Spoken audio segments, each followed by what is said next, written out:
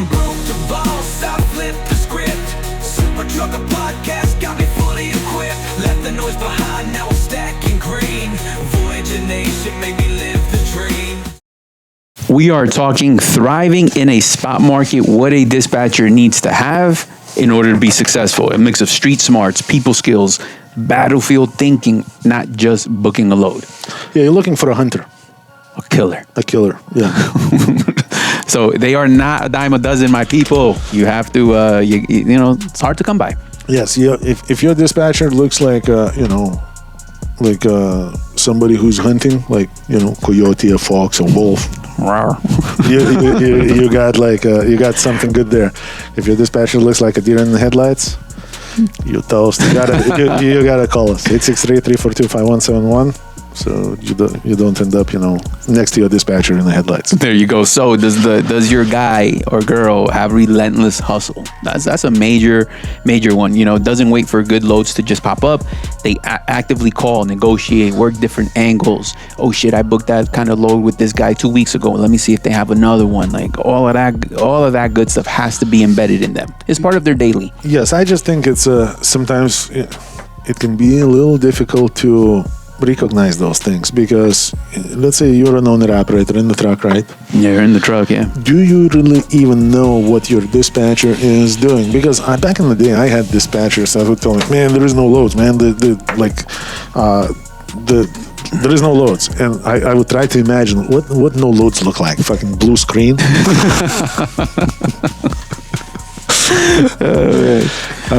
But there is all, just sometimes I would say try to talk less, listen more, see if we have a plan.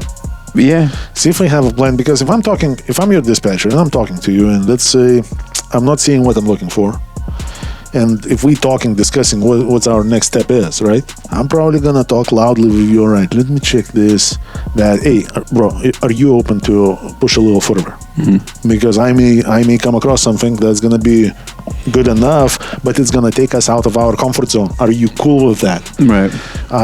I'm gonna be asking some maybe less than comfortable questions, like, are you willing to do this? Are you willing to do that? What do you think about this? What do you think about that? Because I'm just gauging, I'm just seeing, like, what can I do with you? Because you're lining up options, so yeah. Yes, because once that opportunity gonna get in front of me, I don't wanna miss on it because we haven't talked about it.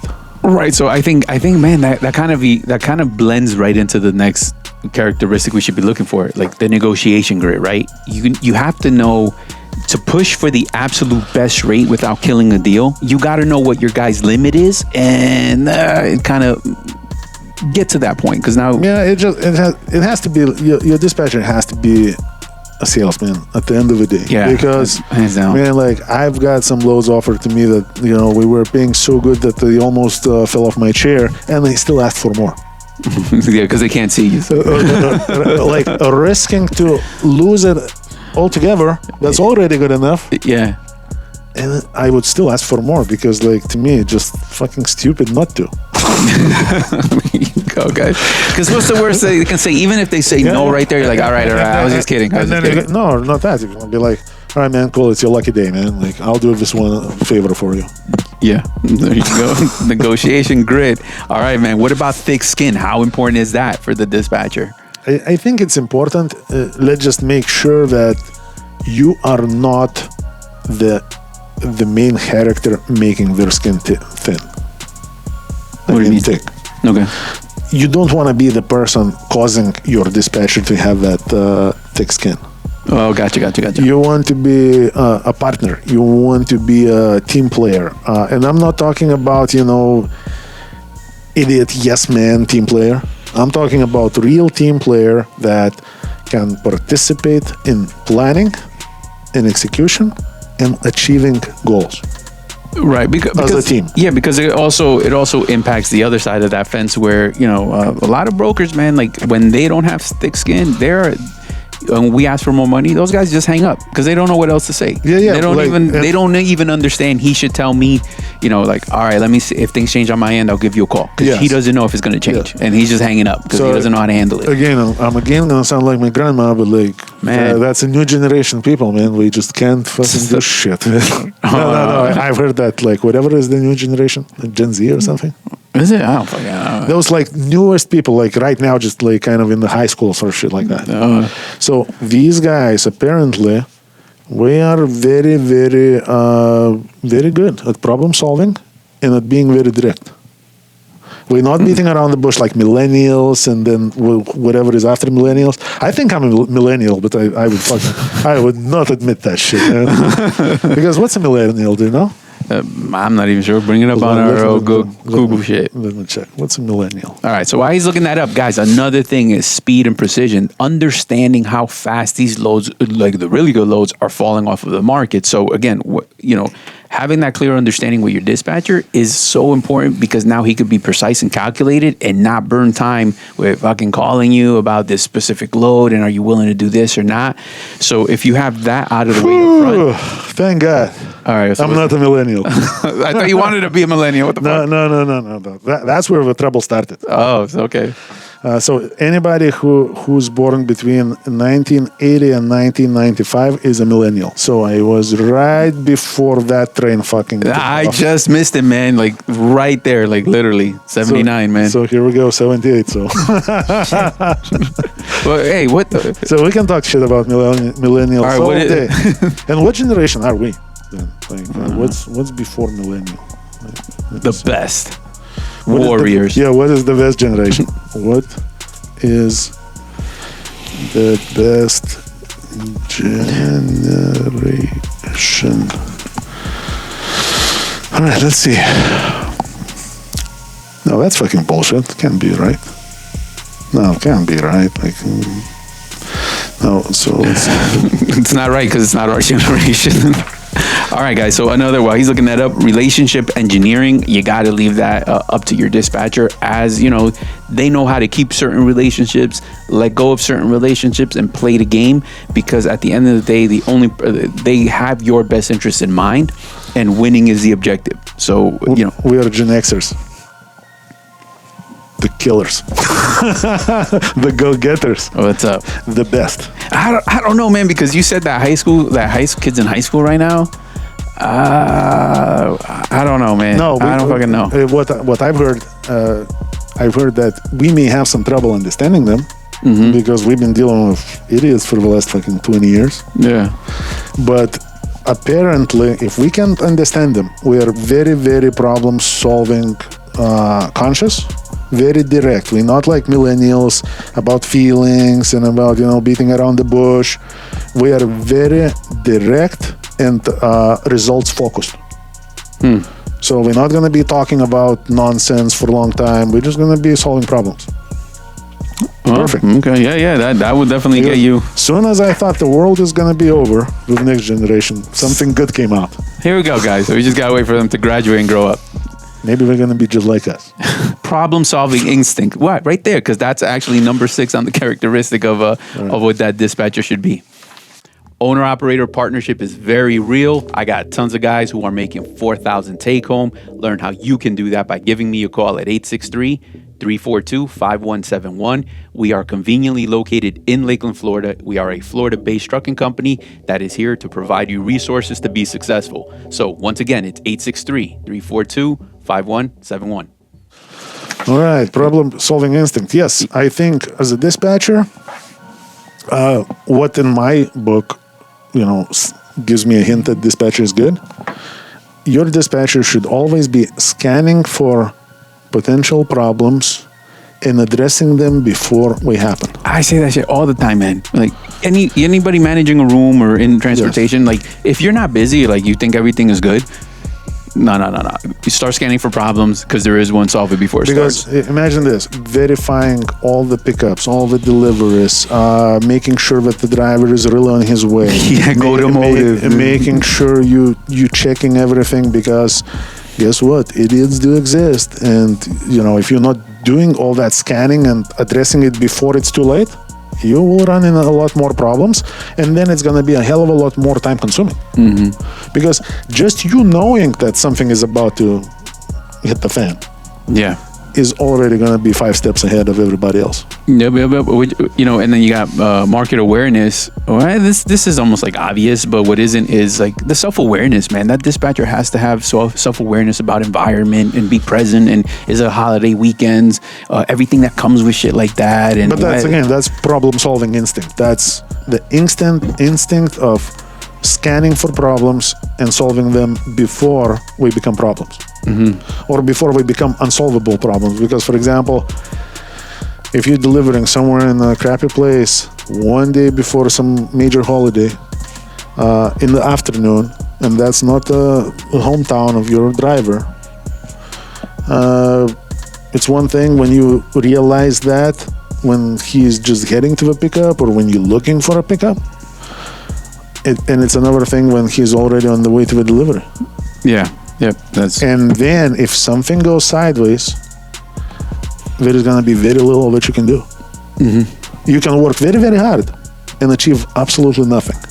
So timing and ability to like scan for problems and address, like identify them is the key. And so, you know, I'm gonna skip over number 8, go to 9 real quick because I think it blends in really nice. It's composure under chaos.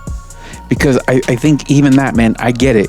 The owner-operator's out in the field. He's the one in the truck. You mentioned that before. He's the one there. He's the one experiencing everything. He knows exactly what it feels like. But for a dispatcher to have control under, you know, keep his composure under chaos, man, the solutions almost fall into place. Because somebody has to keep their composure.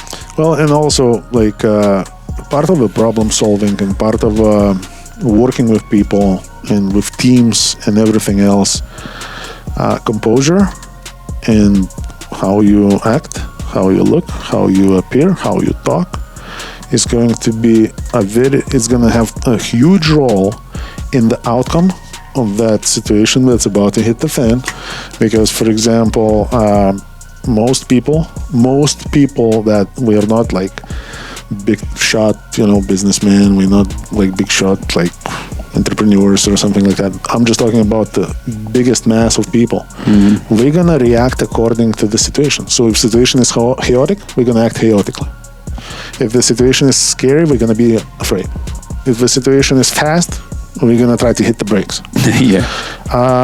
But in reality, you have to read the room, you have to read the people, and you have to act accordingly. So, for example, from my own experience, on my shittier day in trucking life, I acted like if somebody would see me, they would think it's the best day in trucking.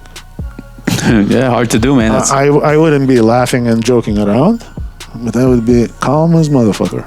Like nobody would guess anything. So if you ever see me like super, super chill and at ease, like no, I think I think I've already. Well, that's different because I know you I know enough that like I could tell, but again, it's composure. Because your point, it's not like you come in, you're like, oh my god, and that panic will breed more panic. Of course, and because then all the people that are there to actually help you are gonna look at you like a deer in the headlight. And now, before you can even direct to solve a problem, you can get them out of that deer in the headlight mode. Because that's most people. And then the people that can read between the lines, they look at the calm and you're just like, put your seatbelt on because it's not just about to fucking happen. The calm before the storm. Pretty much. All right, but regardless of any of that, guys, composure. Because also, like, if you're running into, let's say, you arrive at the shipper. Yeah.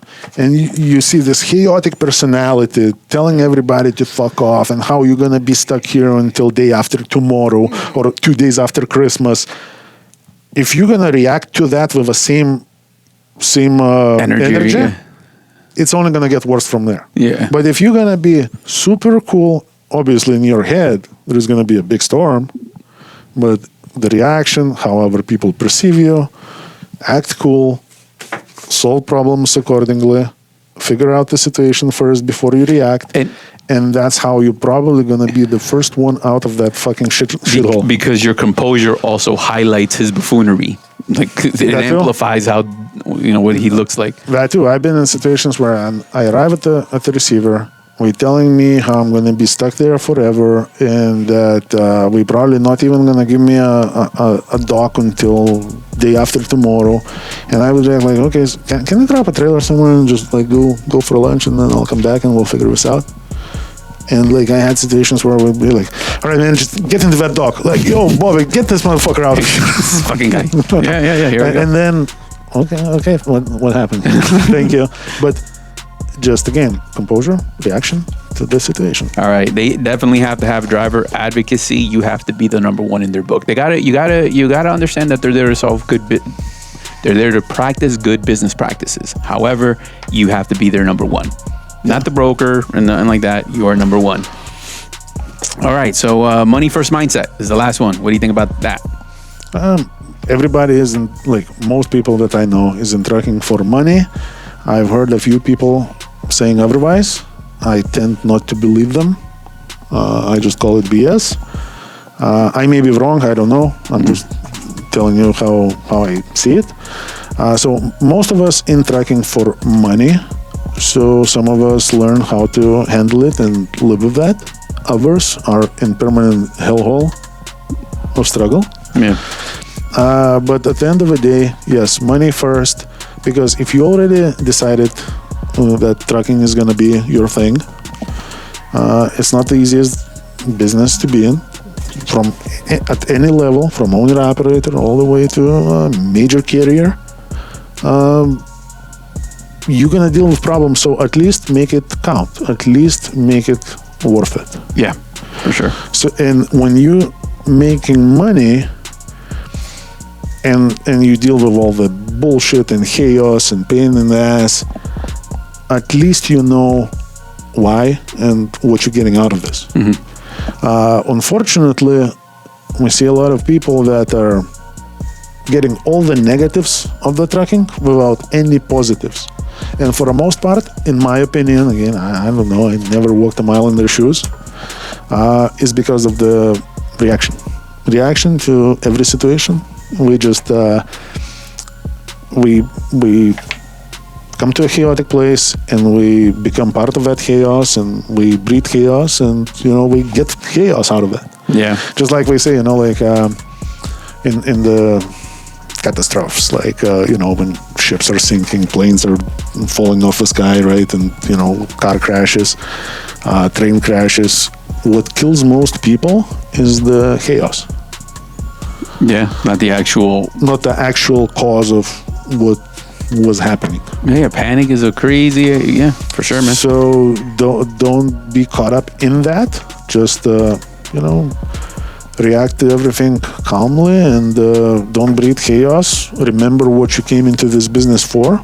Again, most of us came into trucking for money. I'm pretty sure if you're watching this, you're already in trucking, or you're about to go into trucking. What is the reason you're in this? Probably to improve your life. So here we go. That's money. Here we go. It has to be priority. Here we go, guys. So if you have a load booker and he is not a market killer like we have, give us a call at 863-342-5171 and make a change. Yeah, and by the way, if you have any of the, a very, very strong dispatcher too, wherever you're at, and you want to join our team, bring your dispatcher with you. We will hire him, a good, solid dude who knows what's up. Here we go. Open for ideas and opportunities, guys. All right, guys. If you're a Florida-based owner-operator, give us a call, 863-342-5171. We're here for you. Take care. Operators looking for the best business owner opportunity, look no further. I got all the programs that are going to make you successful. Everything to operating from 2 different fuel cards, top of the line trailers with a maintenance program that is unbeatable, to plates, insurance, you name it, we got it. All you got to do is give us a call, 863-342-5171. Learn more and get started.